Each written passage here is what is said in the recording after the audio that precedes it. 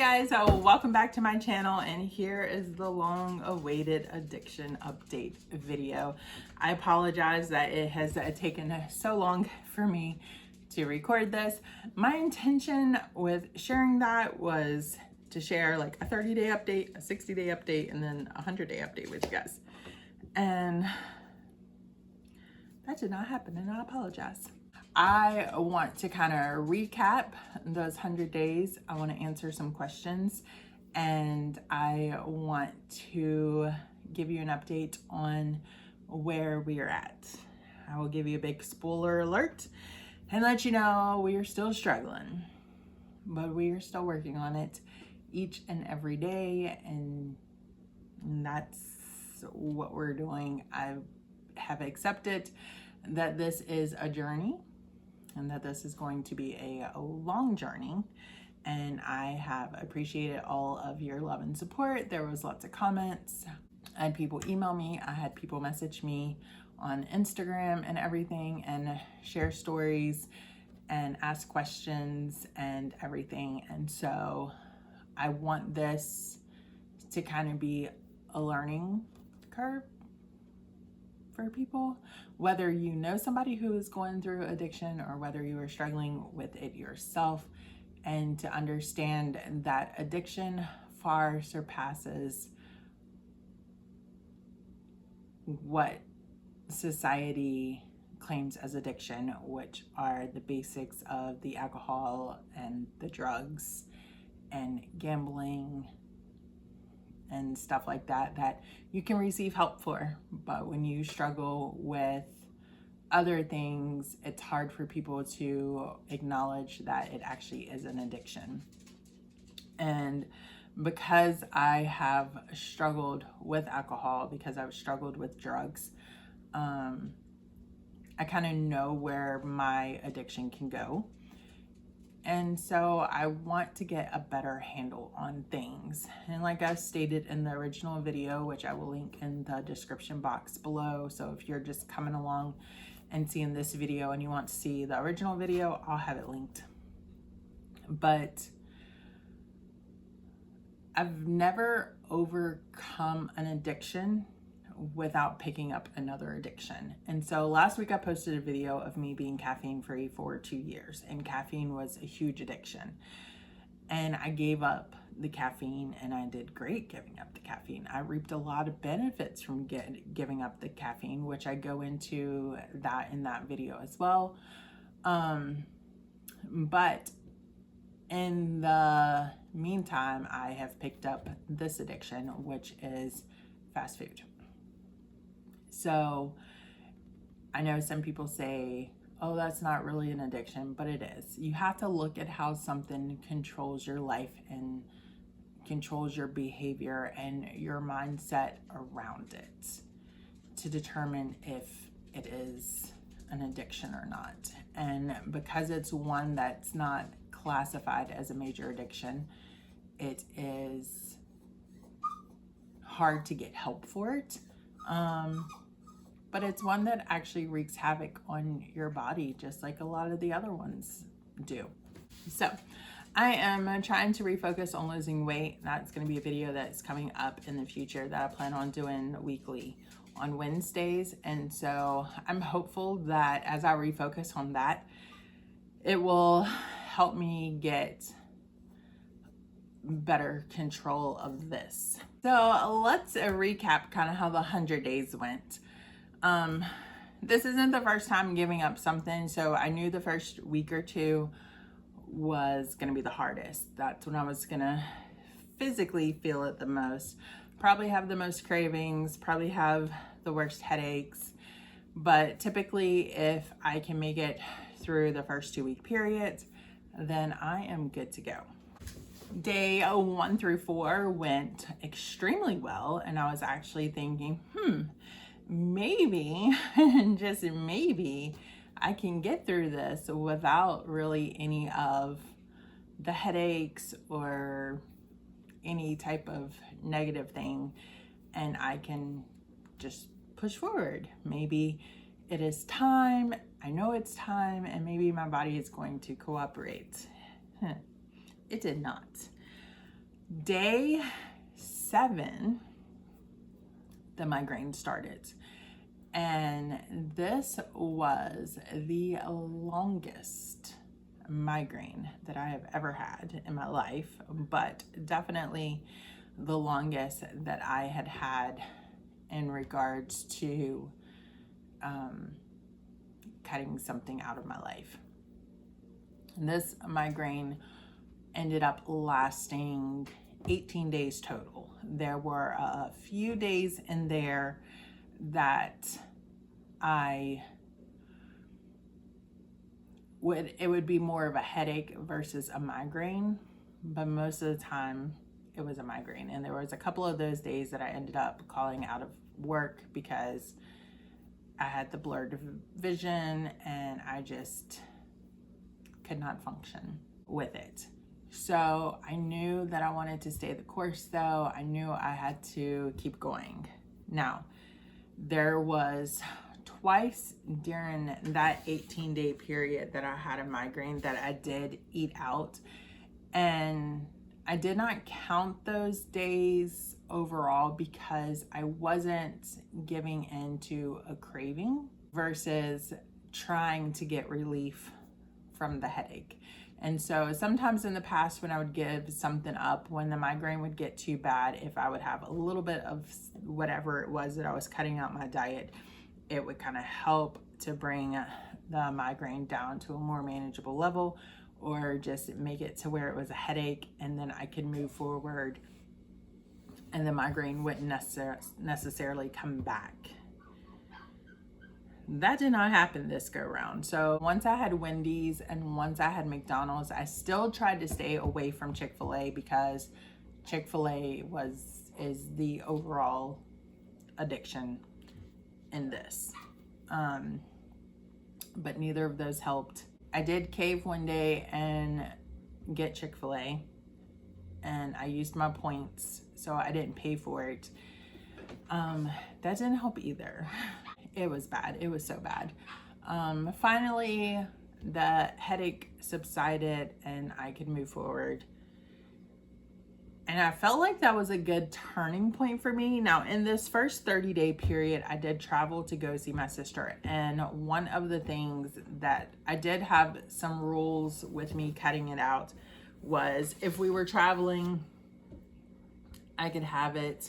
But what I did when I was traveling, I ate out twice. I did Culver's one day, and then I did Steak and Shake one day. So I tried to pick places that we don't have here, because when you have addiction and you're trying to overcome addiction, it really does not take much to pick up a new addiction. And that is what I was trying so hard to be mindful with this time, and to be mindful of what my body was starting to crave in the meantime. What was it trying to replace it with?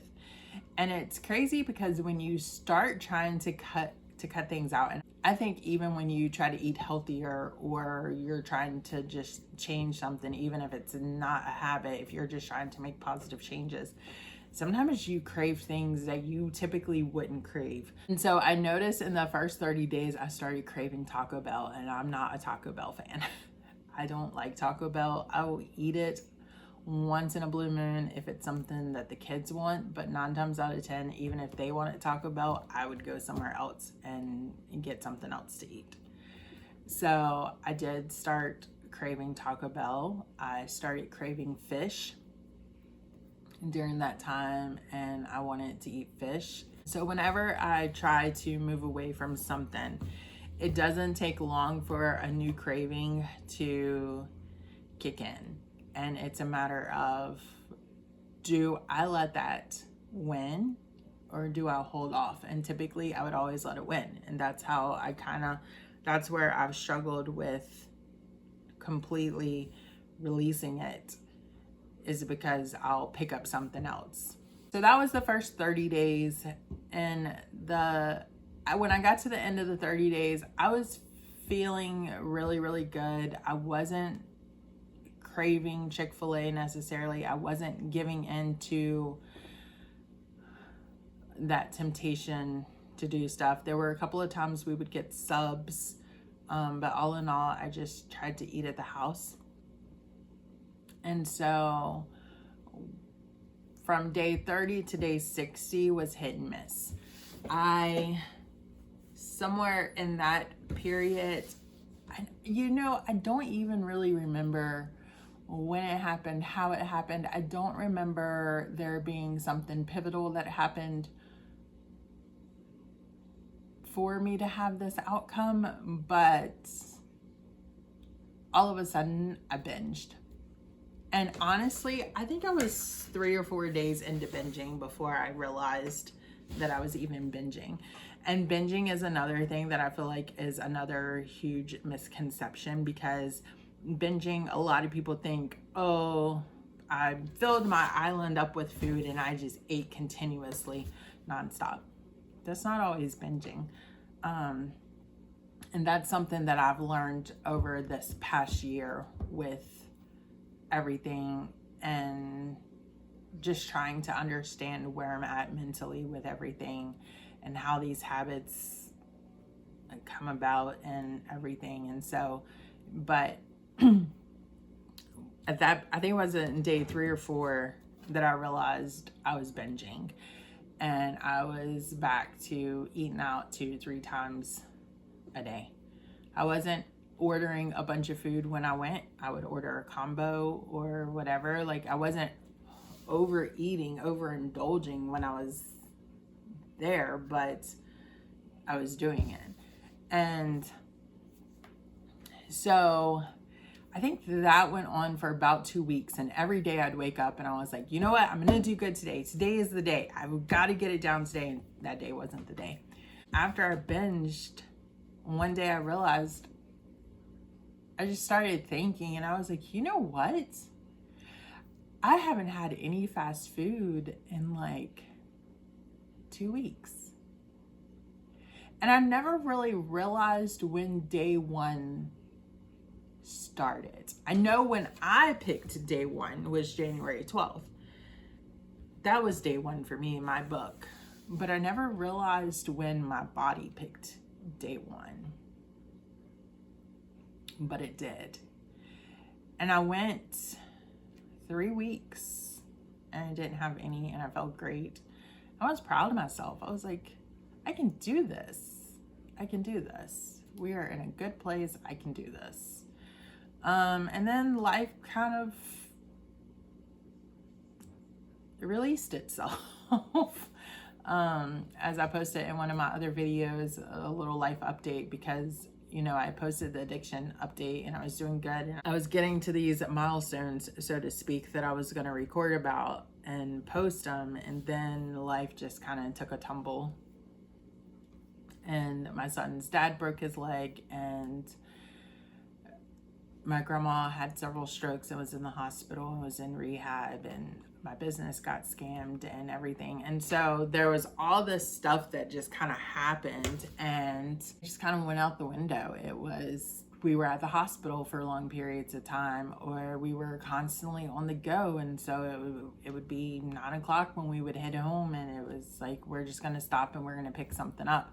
And at that point in time, I felt like I was just in survival mode. I still wasn't giving in to a craving in those moments when I did that. It was just, we're in survival mode, and this is what we need to survive in this moment, because life is chaotic.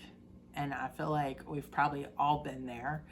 And so that's where we were. And that's just where I feel like we've been. The 100 days came and went, and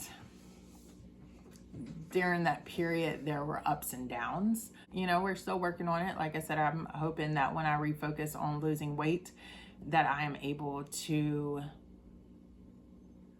get a better grip on things. Now, I will say, now I'm not at a point that I was in January when I decided to, let's tackle this. I will go days and not eat out. My hardest periods of the temptation to eat out is when I work my long stretches at work. And I've been trying to do more meal prep with that, and try to eliminate that excuse. I had a lot of great questions that were asked, but also questions that I came up with that I felt like could be helpful, whether you are trying to help someone who is struggling with addiction or whether you are facing it yourself, but maybe to help just give a better understanding of things. And so I wanted to answer those really quick. And I did not write down who asked the questions. Some of them were just in private messages and everything. And so I'm just going to answer. There are 11 questions that came up. And, you know, we're still moving forward with overcoming this and trying to get a better handle on things. And I know that it will happen. I have faith that it will happen. And I want it bad enough to make it happen. I'm not in a period of my life where it's like, yeah, if I do it, great. If I don't do it, it's whatever. I want to do it. And I have the desire to do it. And so I know that this is a battle that I can win. Okay, question number 1. Is there a certain feeling that you feel that makes it stronger for your desire for your addiction? Physically, yes.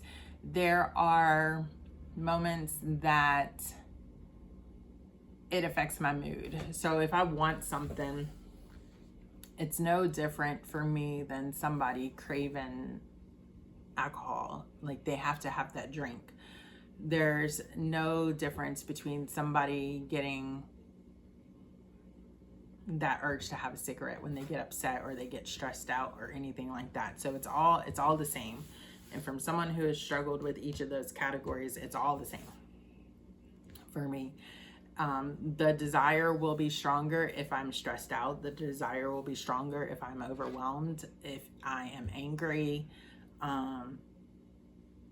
if I'm happy. It truly becomes a coping mechanism. So I can't say that there is a certain feeling that initiates the craving for the addiction to say, oh, it's when I'm angry. It doesn't have to be. It can be anger, it can be sadness, it can be happiness, and like, let's go celebrate is like, it's no different than saying like, let's go celebrate and have a drink, or I'm mad, I need to go home and have a drink.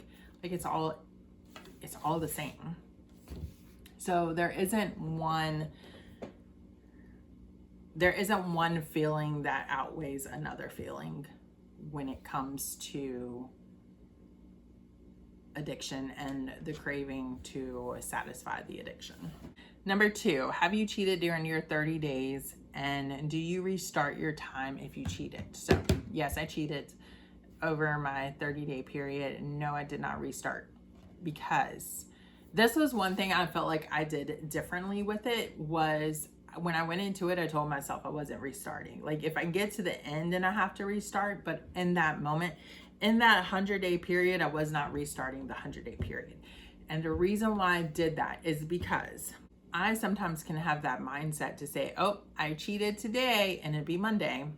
Well, because I cheated today, I'm just going to restart on Monday, which leaves that whole week for me to downslide, binge, overindulge, whatever you want to call it, not hold myself accountable in those moments. So when I went into this, I told myself my 100 days is my 100 days.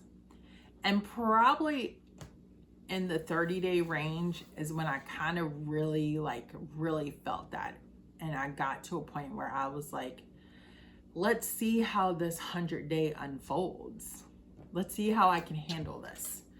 And let's be honest and let's be real about it. Let's not restart it. Let's say, hey, this day you messed up. Great, you made it 2 days and you didn't mess up, but you messed up today. Great, you made it a week and you didn't mess up, and then you messed up. Let's get a realistic view of what this looks like for you. So I did not restart my 100-day periods for that reason. Question number 3, what has held you back from telling others? Judgment. Because it's not something that everybody understands. And when people don't understand it, they have a tendency to be more critical. Also, it's not one of the addictions that falls in the main categories of addiction. So most people are going to tell you, oh, that's silly, oh, that's stupid, oh, you can just stop it. I wish I could just stop it. I wish it was that easy. And so part of not telling people is just not wanting to hear people's sarcastic replies. Because one thing I know for sure is, and I don't remember if I talked about this in the last video, whenever somebody comes forward and tells you something, whether it's with addiction, whether it's with abuse, whether it's with depression, whether it's with suicidal ideation, whatever somebody comes and talks to you about and tells you about, I can almost guarantee you it's a lot worse than what they're saying. It's a lot worse than what they're saying. And by telling you, they're basically testing the waters to see if you're a safe space for them, to be honest. And even if they open up even more about it, I don't feel like that people are going to be 100% honest about it. I don't think that there's anybody, for me personally, no matter how supportive you are of somebody, that they'll be 100%, because there is a level of shame with it. I told myself I wasn't going to get emotional this time, so I'll be back. All right. I feel like there is a level of shame with it as well. Now, I feel like there are people who have addiction who know that they struggle with addiction and they can't get the grip of it, but they feel bad about it. They know that it's ruining their life. They know that it's ruining their family, and they know that it's ruining their finances, that it's whatever it's doing, they know that it's doing it, and they don't know how to get a hold of it. And then there's people with addiction who are in denial about addiction, and they don't want to acknowledge that they have an addiction. They don't want to acknowledge what it's doing to their family, what it's doing to their finances. And it's not something that they're gonna take lightly. So there are people with addiction who I feel like that you could confront and they would actually find it comforting, because they know it's something that they struggle with and they know that they want to get help for it, but they don't know how to get help for it, or they feel like they can overcome it, but they don't know how to overcome it without picking up another addiction.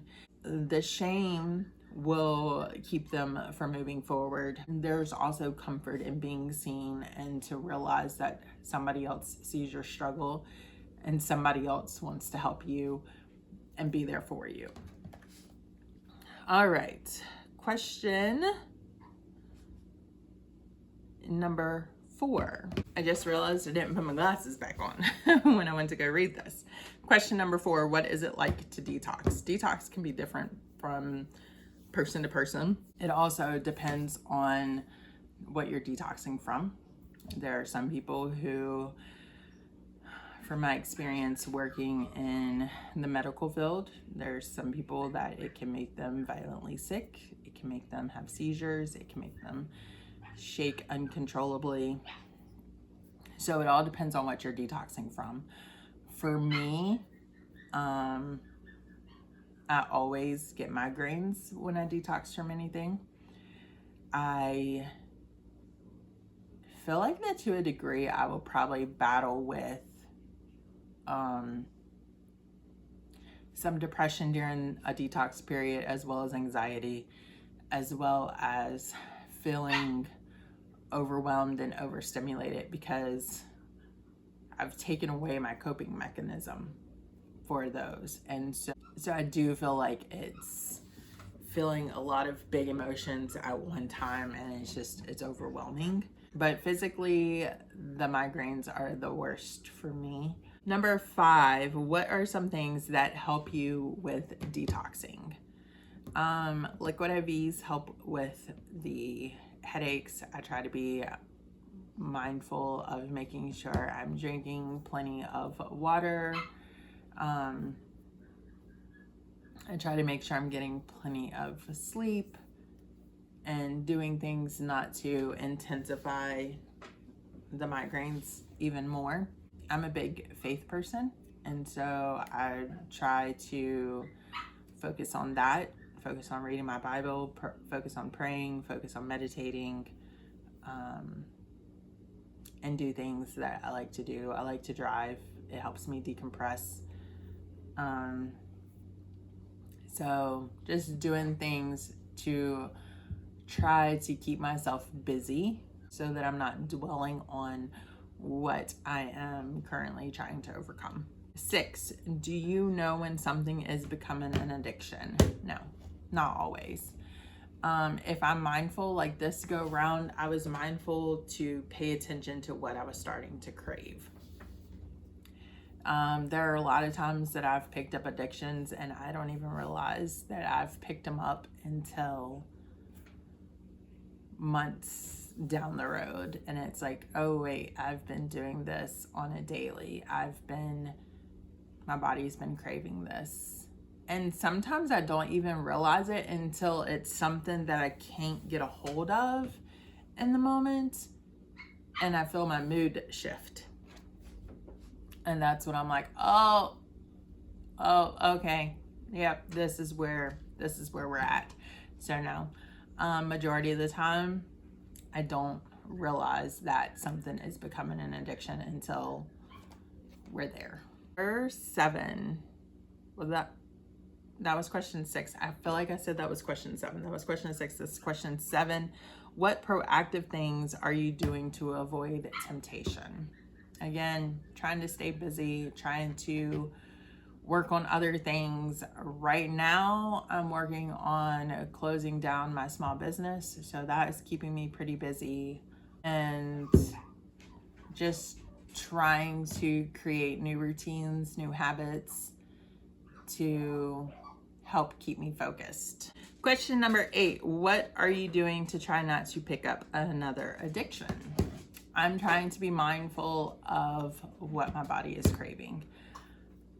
Where in the past, I can't say I've ever paid attention to what my body was craving. I just kind of went with it. And so, again, I'd get rid of one addiction, but I would pick up something else in the meantime. So just trying to be more mindful of what my body is craving, trying to be more mindful of how things are affecting my mood. 9, did you have a fast food you craved more than others, or did it not really matter? I craved Chick-fil-A the most. There were some fast food places that I never visited, never had a desire to visit, never had a craving to visit, like Taco Bell up until recently. Like, I never really craved Taco Bell. I would say that Chick-fil-A was hands down number 1. And when Chick-fil-A was closed, I would do Wendy's or Bojangles. Once in a blue moon, I would do McDonald's, but mostly Chick-fil-A. Right. Number 10, are you cutting out all eating out, or do you have exceptions? I have exceptions. So, and even with the fast food, I had exceptions. So if we were traveling, we could have it, but I would try to pick places that we don't have here, so that I could not crave something. If we were going out with family or friends, I didn't necessarily say like, let's not go to fast food. Majority of the time, if I go out with friends, we go to a sit-down restaurant. Sit-down restaurants aren't an issue for me, because reality is I can't afford to go to a sit-down restaurant every day, twice a day, 3 times a day. I just can't. It's one thing for me to go to a drive-through and spend $10, but it's another thing for me to go to a sit-down restaurant and spend $20, $30. So yeah, and I didn't want to eliminate the opportunity for fellowship. I meet with a lot of people. We talk, we have fun. So I didn't want to completely cut everything out, because typically there's not going to be success in that. So there was exceptions. And I didn't want to not meet with somebody because they can't afford to go to a sit-down restaurant. If they're like, hey, I want to meet, we need to talk, but all I can really do right now is the $5 biggie bag. Awesome. Let's go to Wendy's. Let's talk. Let's get something to eat. On occasions, I would invite people over, but honestly, over that 100-day span, life got chaotic. I get overwhelmed, overstimulated when I'm doing this, and the house kind of gets out of control. So the house was kind of just in a place where I really didn't want people over to see the house. So we're working on getting that back in order. We had it pretty good, and then my son moved back in, and so now my office is not in the little room anymore. It's kind of sprawled throughout. So as I work on closing the business and everything, trying to get the house back in a good place so that I can have people over here, because I mean, my channel's name is Kel's Kitchen. I love to cook. I love to entertain, and everything. So I'm definitely not opposed to that avenue of connecting with people and everything like that. Question number 11, are you making your kids not have fast food too? No. There were plenty of times that my son wanted something and we would go get it for him and I would not get anything. But with that being said, I try to be mindful and pay attention to certain patterns in them so that we can try to correct things before they get extremely out of hand. Addiction is hard. Addiction's hereditary. It is something that can be passed down. And so if you're not mindful of it,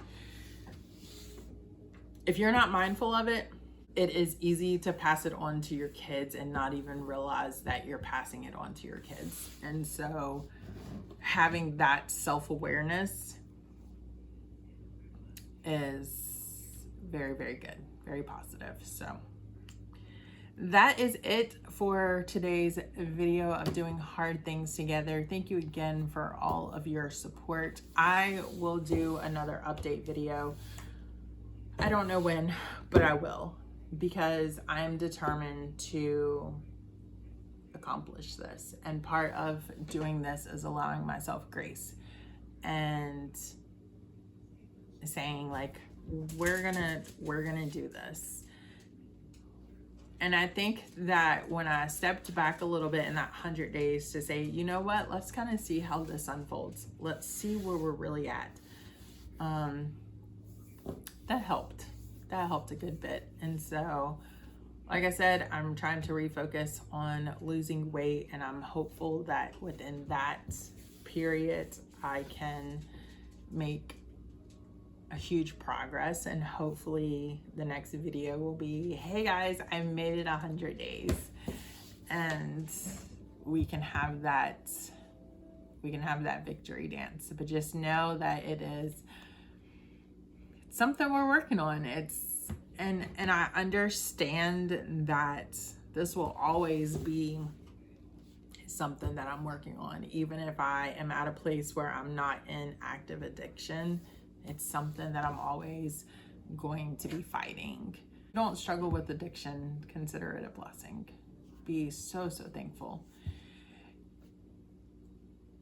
that you don't. To give you a little insight as to what it's like to struggle with addiction, I don't know. I guess the best thing I could tell you to do is like, try not to use your cell phone for a day. Put your cell phone up. Because I feel like a lot of people are addicted to their cell phones and they don't even realize that they're addicted to their cell phones. I think a lot of people are addicted to something. They don't realize that they are addicted to something. And even you putting your cell phone up for a day is not going to give you a full glimpse of what it's like to somebody who has an addiction that is trying to give it up. But it will give you a peek into it, because you'll see how many times you reach for your cell phone and you don't have it, especially if you're a scroller. If you're not a scroller on your cell phone, you may not notice a difference. But if you're a scroller, put your phone down for a day. Put your phone down for 2 days. See how that goes. It's going to be nerve-wracking in the beginning, and that's kind of how it is when you're trying to get over an addiction. It's nerve-wracking in the beginning, but the longer you go without it, the more you realize, hey, I'm more productive. Hey, like I feel better. Hey, I can do this.